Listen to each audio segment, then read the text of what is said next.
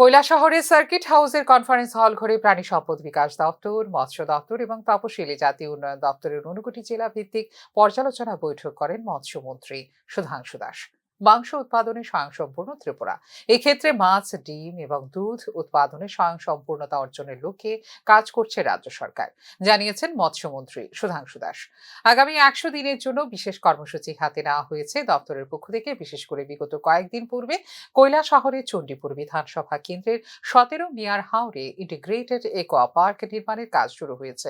এই integrated aqua পার্কের কাজ সম্পন্ন হলে 59টি জেলার পাশাপাশি রাজ্যের অন্যান্য অংশেও মাছের চাহিদা পূরণ হবে বলে জানিয়েছেন মৎস্যমন্ত্রী সুধাংশু দাস। যে মাংসের উৎপাদনে কিন্তু আমরা স্বয়ংসম্পূর্ণ এই মুহূর্তে।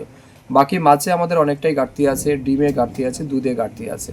তো তার উপর ডিপার্টমেন্ট কন্টিনিউয়াসলি কাজ করছে এবং সেটা কিন্তু কনসিস্টেন্টলি ইনক্রিজও হচ্ছে প্রোডাকশন। তো আমরা চাই এটা আমাদের মানে এতে করে আমরা স্যাটিসফাইড নই, আমাদের আরও কাজ করতে হবে। তো সেই লক্ষ্যে ডিপার্টমেন্ট যা আছে তার সব কিছু দিয়ে চেষ্টা করছে যাতে তার উৎপাদন বৃদ্ধি করা যায়। আপনারা নিজেরাও সাক্ষী আছেন, বিশেষ করে আমাদের এই জেলাতে গত 3 দিন আগে আমাদের 17 মিয়ার হাওর, যেটা আমাদের চণ্ডীপুর বিধানসভা কেন্দ্রে রয়েছে, সেখানে ইন্টিগ্রেটেড একোয়া পার্কের আমরা শিলান্যাস করেছি কেন্দ্রীয় মন্ত্রীর হাত ধরে, ভার্চুয়ালি তিনি করেছেন। তো আমরা আশা করছি এটা যেদিন কমপ্লিট হবে, আমাদের এই জেলায় যেটা মাছের ডিমান্ড রয়েছে সেটা তো নিশ্চিত ফিল আপ হবে বা মিট হবে। তার সাথে সাথে অন্য জেলাতেও যাতে আমরা এখান থেকে এক্সপোর্ট করতে পারি সেই লক্ষ্যে কিন্তু আমাদের কাজ চলছে।